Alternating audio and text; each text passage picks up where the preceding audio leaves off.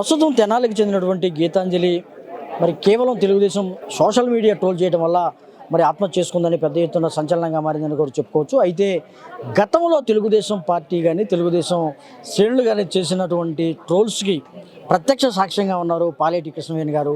ఆవిడని అడుగుదాం ఎలా ఉంది, అసలు దీన్ని ఎలా అర్థం చేసుకుంటారండి.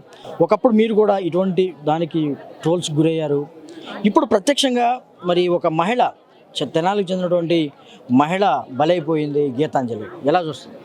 ఏమండి, వాళ్ళు తెలుగుదేశం పార్టీలో పనిచేసినంత వరకు దేవతలు ఎప్పుడైతే పార్టీలో నుంచి బయటకు వస్తారో వాళ్ళు బజారు మనుషులు అని ట్రోలింగ్ చేయటంలో వాళ్ళు సక్సెస్ అండి. ఎందుకంటే పార్టీలో ఉన్నన్ని రోజులు వాళ్ళు దేవతలు అయినప్పుడు నిజంగా అలాంటి నీచ ఆలోచనలతో ఉంటే, నిజంగా అలాంటి ప్రవర్తనతో ఉంటే పార్టీలో ఉన్నప్పుడు ఏం చేశారు? పార్టీలో ఉన్నప్పుడు బయటకు తీసుకురాని వ్యక్తులు ఎప్పుడైతే మీ పార్టీలో విధి విధానాలు మాకు నచ్చక మేము బయటకు వచ్చేసి పార్టీని వ్యతిరేకించినప్పుడు మా మనసులో ఉన్న మాటలు మేము ప్రజలకు తెలియజేయాలనుకున్నప్పుడు ఎవరు కూడా మాలాగా బలవకూడదని తెలియజేయాలన్న ఉద్దేశంతో బయటకు వచ్చి మేము మాట్లాడినప్పుడే మేము చెడ్డోళ్ళం ఎందుకు అవుతున్నాం. ఒకవేళ నిజంగా అలాంటి ప్రవర్తనలతో ఉంటే నిజంగా మీరు చేసే ట్రోలింగ్స్కి ఏ ఆడదైనా సరే మీ ఆడది కన్నీటికి మీరు ఏదో ఒక రోజు సమాధానం చెప్పాలి. ముఖ్యంగా నారా లోకేష్ అనే వ్యక్తి ఐటీడీపీని పెట్టుకొని తన మానస పుత్రిగా వ్యవహరిస్తున్న నారా లోకేష్ గారు మీరు తప్పనిసరిగా సమాధానం చెప్పాలంటే ఆడవాళ్ళ ఉసురు పోసుకుంటేనే మేము తెలుగుదేశం పార్టీని నడపగలుగుతున్నాం. ఆడపిల్లల మీద మేము బురద చల్లితేనే మేము తెలుగుదేశం పార్టీని నడపగలుగుతున్నాం.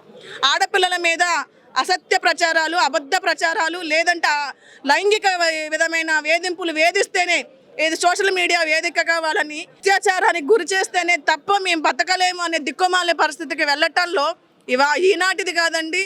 సాక్షాత్తు ఆ పార్టీని ప్రతిష్ఠించిన నందమూరి తారక రామారావు గారినే ట్రోల్ చేసి చంపేసిన పార్టీ అది. కృష్ణవేణి గారు, మామూలుగా రాజకీయాల్లో విమర్శలు ఉంటాయి కానీ ఇటువంటి ట్రోల్ చేసి చంపేసేంత స్థాయి అసలు ఎందుకు వచ్చిందంటారు? ఎందుకంటే ఇవాళ తెలుగుదేశం పార్టీకి రాజకీయ పరంగా మనుషుల మధ్యకి అంటే ప్రజల మధ్యకి వచ్చే హక్కు లేదండి. వాళ్ళకి రాజకీయం చేయడానికి ఎటువంటి థాట్ లేదు. కాబట్టి వాళ్ళు రాజకీయంగా బయటకు రావాలంటే ఏదో ఒక విధమైన వంక పెట్టుకొని బయటకు రావాలి. కాబట్టి ఇలాంటివి చేసి బయటకు వస్తున్నారు.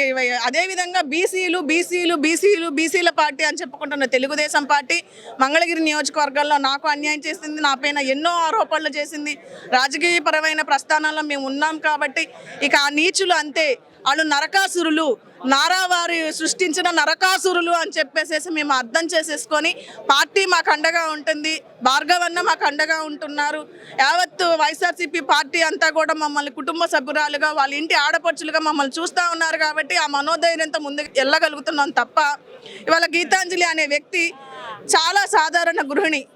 ఒక ఇద్దరు ఆడపిల్లలతోటి తన భర్త తన పిల్లలే సర్వస్వం అదే ప్రపంచం అని బతుకుతున్న ఆమెకి సొంతిల్లు అనేది ప్రతి వ్యక్తి కళ. కాబట్టి తన సొంతింటి కళ నెరవేరింది, అందులోనూ తన పేరు మీద వచ్చిందన్న ఆనందోత్సాహాలతోటి తన ఆనందాన్ని వ్యక్తం చేసింది. ఆ ఆనందం వ్యక్తం చేయటం కూడా పెద్ద మహాపాపం అని చెప్పేసేసి తెలుగుదేశం పార్టీ శ్రేణులన్నీ కూడా దారుణంగా నీచంగా ట్రోల్ చేస్తే ఆ సామాన్య కుటుంబం నుంచి వచ్చిన బిడ్డ తట్టుకోలేక ఈ రోజున బలవన్ మరణానికి దారి తీసి తన ప్రాణాన్ని సైతం కోల్పోయింది. వాళ్ళ ఇద్దరు ఆడబిడ్డలు అనాథలను చేసి వెళ్ళిపోయింది.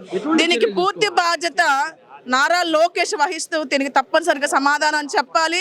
ఏదైతే తెలుగుదేశం పార్టీలో సోషల్ మీడియాను అడ్డం పెట్టుకొని పనిచేస్తున్నాడో ప్రతి ఒక్క వెధవకి ఈ ప్రభుత్వం బుద్ధి చెప్తా ఉంది, కఠిన చర్యలు తీసుకోబోతా ఉంది. అలాగే గీతాంజలి కుటుంబానికి కూడా ప్రభుత్వం అండగా ఉంటూ వాళ్ళ కుటుంబానికి మేము మద్దతుగా ఉన్నాము అని చెప్పేసి ధైర్యాన్ని మేము అందిస్తూ ఉన్నాము.